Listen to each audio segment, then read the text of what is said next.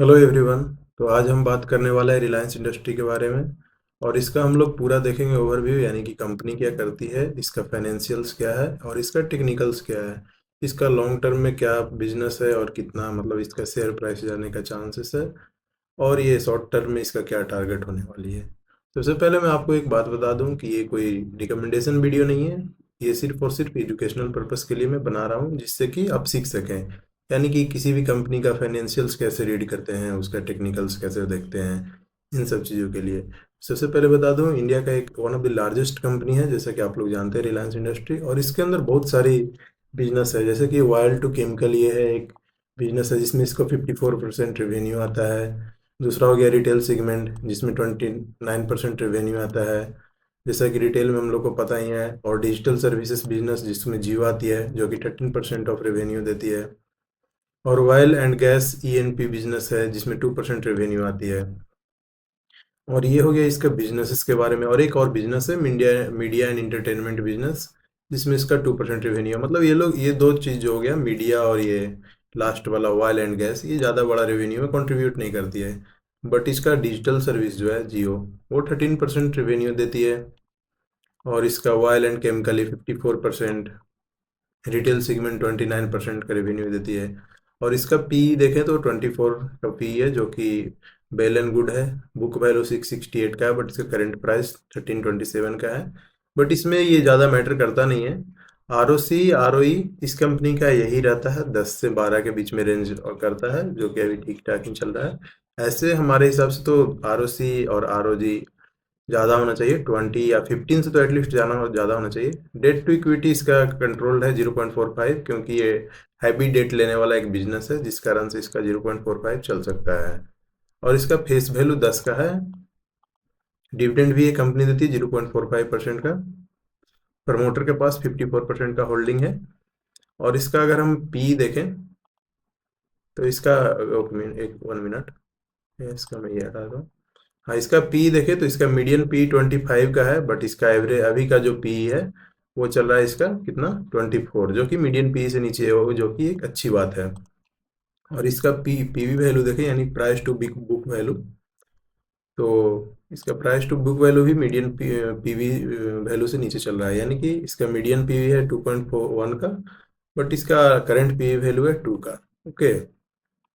और इसका अगर कॉम्पिटिटर कंपनी देखे तो ये नंबर 1 पे है, IOCL, BPCL, HPCL, ये सब इसका कॉम्पिटिटर कंपनी है। बट ये रिलायंस नंबर 1 पे आती है, मार्केट कैप के मामले में भी और इसका सेल्स के मामले में भी। हाँ, बस मेरे को एक क्वार्टरली रिजल्ट में इसका जो प्रॉफिट बिफोर टैक्स है वो तो ठीक ठाक है, बट मतलब इसमें भी लॉस है, और नेट प्रॉफिट में भी लॉस है, जैसा कि आप देख रहे हैं। और हम लोग जब भी क्वार्टरली रिजल्ट को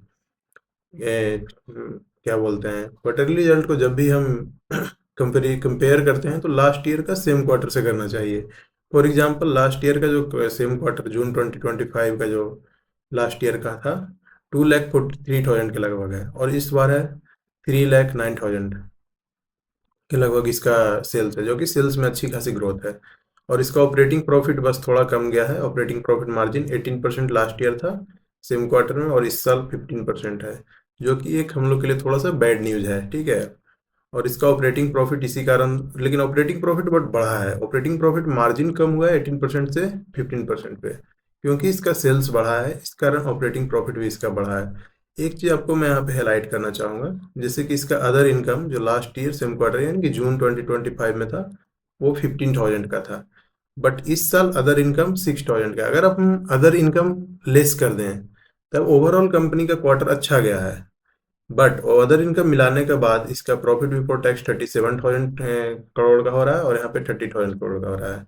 और इसने टैक्स भी थोड़ा हाई पे किया है। लास्ट ईयर सेम क्वार्टर ये 17% का टैक्स दिया था, बट इस ईयर ये 25% का टैक्स दिया है, जो कि ज़्यादा है लास्ट ईयर से, 5-7% ज़्यादा है। नेट प्रॉफिट इसी कारण थोड़ा इस पे अफेक्ट हुआ है, 13,000 से घट करके 23,000 हो गया है।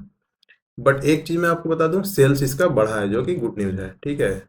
और इसका बट क्या बोलते हैं, अदर इनकम के कारण इसका थोड़ा सा ज़्यादा नेट प्रॉफिट में असर आ रहा है। अदर इनकम सीधा आधा हो गया लास्ट ईयर का, आधा से भी कम। लास्ट ईयर था 15,000 का, और इस ईयर है 6,000 करोड़ का। और पीएनएल स्टेटमेंट में भी देखें तो इसका सेल्स बढ़ा है। मार्च 2025 में था, मतलब 10 लाख से कम था। मार्च 2026 में 10 लाख प्लस चला गया। और इस साल टीटीएम, यानी कि इसका फुल फॉर्म होता है ट्रेलिंग 12 मंथ, जो इसका 11,000 करोड़ का है। Sorry sorry sorry, 11 lakh crore का है। ओके, उसके बाद हम इसका देखते हैं ऑपरेटिंग प्रॉफिट, जो कि मोर और लेस वहीं पे सेम है। 17%, 18% इसका वहीं पे है। लास्ट 10 ईयर का देख सकते हैं, इधर तो छोड़ दीजिए, 2025 का। उसके बाद 2026 से, सॉरी, 2016 से देखिए, 15%, 15%। उसके बाद वहीं पे है 16, 17, 18% के रेंज में वेरी कर रहा है, जो कि एक अच्छी चीज़ है। और इसका इंटरेस्ट तो इधर ठीक ठाक ही है, ज़्यादा बढ़ा नहीं है, 27,000 करोड़ से 28,000 करोड़, क्योंकि ये अपना कंपनी में डेवलपमेंट कर रहे हैं, जो कि मैं आपको दिखाता हूँ बैलेंस शीट में आगे क्या है। और इसका नेट प्रॉफिट थोड़ा सा कम हुआ है, जो कि एक ऑब्वियसली बैड न्यूज़ है, जो कि कंटिन्यूअस इंक्रीजमेंट में था लास्ट 10 ईयर से। 23,000 crore, 29,000 crore, 29,000 crore, 36, 39, 39 and so on. अभी 95 से थोड़ा घट करके 85 आया है, जो कि मेरे को मेन रीजन लग रहा है वही अदर इनकम वाला बात है, ठीक है। और उसके बाद अगर हम बैलेंस शीट में देखें तो इनका इक्विटी कैपिटल जो कि सेम है 13,000 करोड़ का 2025 से। किधर गया?